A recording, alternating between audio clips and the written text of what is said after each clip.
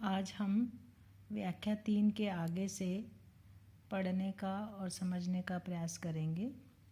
एकांकी उत्सर्ग रचयिता रामकुमार वर्मा।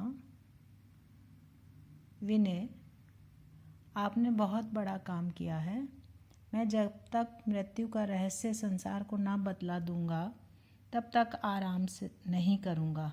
विनय, आप महापुरुष हैं, आप संसार का बहुत उपकार करेंगे।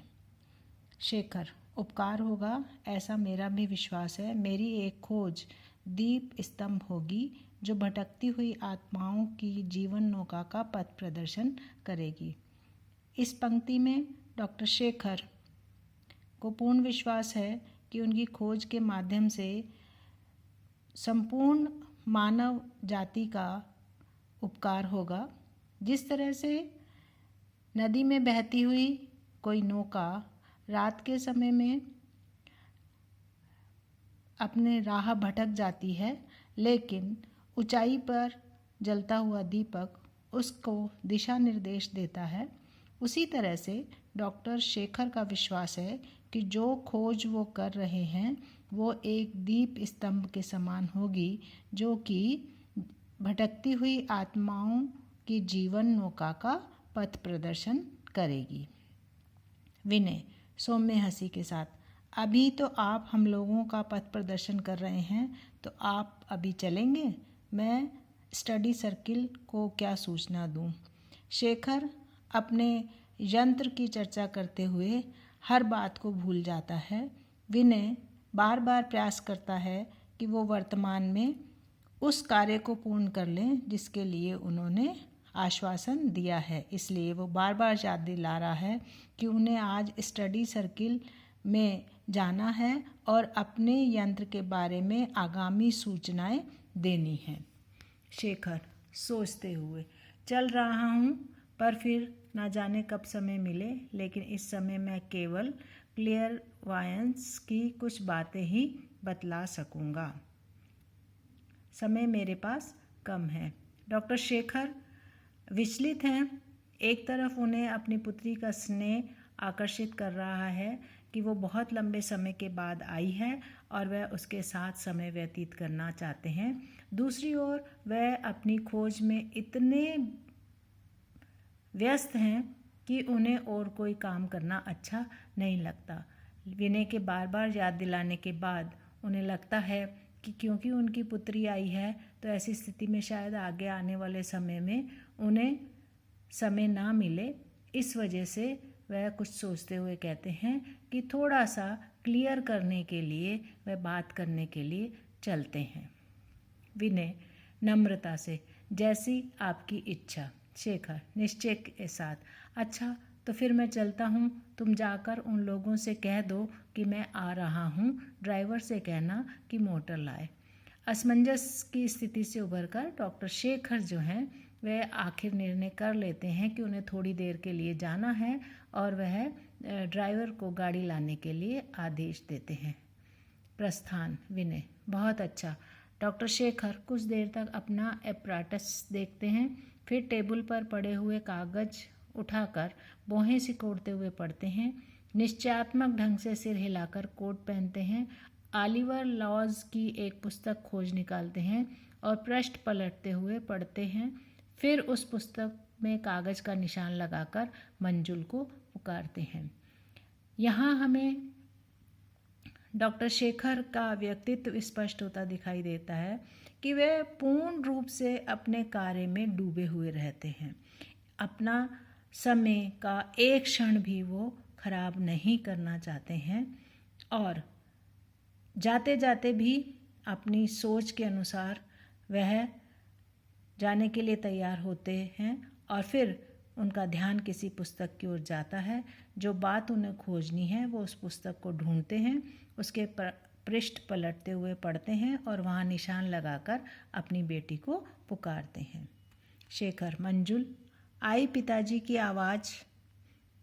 मंजुल का प्रवेश। 16 वर्षीय युवती, देखने में सरल और सुंदर, क्रीम रंग की साड़ी जिस पर नीला बॉर्डर, इससे उसका रंग गौरवर्ण निखर आया है। माथे पर छोटी लाल बिंदी चकित हरिणी की भांति कमरे में प्रवेश करती है। शेखर अपनी पुत्री को पुकारता है। उसका परिचय देने के लिए यहाँ लेखक ने पूर्ण रूप से स्पष्ट किया है कि अपने पिता की आवाज़ को वह बिल्कुल भी नकारती नहीं है और तुरंत पिता के आदेश के अनुसार अंदर आती है। और साथ ही उसके व्यक्तित्व का चित्रण लेखक ने यहाँ किया है कि किस तरह से वह गौरवर्णी युवा लड़की है और हैरानी से वह जिस तरह से कोई हिरनी जंगल में किसी अलग वातावरण में आकर हैरान सी इधर उधर बढ़ती है, उसी तरह से यह हिरनी भी मंजुल जो है वह हैरान होकर कमरे में प्रवेश करती है। शेखर, मंजुल तू क्या काम कर रही थी? मंजुल, पिताजी सितार पर नया तार चढ़ा रही थी। मैं तो समझती थी कि मेरे जाने के बाद आप सितार संभाल कर रखेंगे, लेकिन आपने मेरी तरह मेरे सितार को भी बुला दिया। मंजुल अपने पिता से 6 महीने बाद मिल रही है, लेकिन वह इस समय नाराज़गी प्रकट करती है। जैसा कि अधिकांशतः हमारे साथ होता है कि जब कोई व्यक्ति हमारे पास नहीं होता है तो हम उसकी उपयोग में लाई जाने वाली चीज़ें या जो उसकी प्रिय वस्तुएं होती हैं उसकी सार संभाल करते हैं। वो शिकायत करते हुए कहती है कि उसे लगा था कि अगर वो यहाँ नहीं होगी तो उसके पिता जो हैं उसके प्रिय सितार को संभाल कर रखेंगे, लेकिन वापस आने पर उसे लगता है कि जिस तरह से उसके पिता ने 6 महीने तक उसकी ओर ध्यान नहीं दिया, उसी तरह से उसकी वस्तुओं की ओर भी ध्यान नहीं दिया। शेखर, वाह, तो क्या तेरा सितार तेरी तरह ही है? शेखर सवाल करते हैं कि सितार निर्जीव है, मंजुल और सितार का मुकाबला नहीं हो सकता। मंजुल जवाब देती है, और नहीं तो क्या, सितार पर नए तार चढ़ाकर आ रही हूँ, देखिए मेरी बोली में खुशी का राग है या नहीं। लेकिन दूसरी ओर मंजुल को सितार बहुत प्रिय है और उस संगीत की वजह से वह अत्यधिक खुशी का अनुभव करती है। उसे ऐसा लगता है कि जैसे उसके पिता उसके जाने के बाद चुप थे, वैसे ही उसका सितार भी चुप हो गया है, लेकिन अपने सितार को सुधार कर उसे अत्यधिक खुशी का अनुभव हो रहा है। शेखर, और अगर कोई तार टूट जाए तो?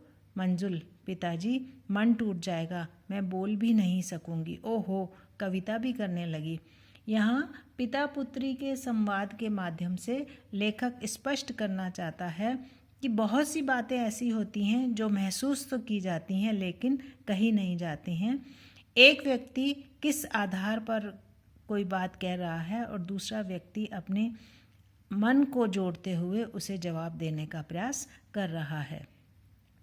मंजुल का मानना ये है कि अगर सितार टूट जाएगा या सितार का कोई तार टूट जाएगा तो जिस तरह से तार टूट जाने से सितार को बजाया नहीं जा सकता, उसकी आवाज़ बंद हो जाएगी, उसी तरह से मंजुल का मानना ये है कि अगर उसके जीवन में कुछ ऐसा घटित हुआ तो वह भी सितार के समान ही निर्जीव हो जाएगी, वह भी चुप हो जाएगी।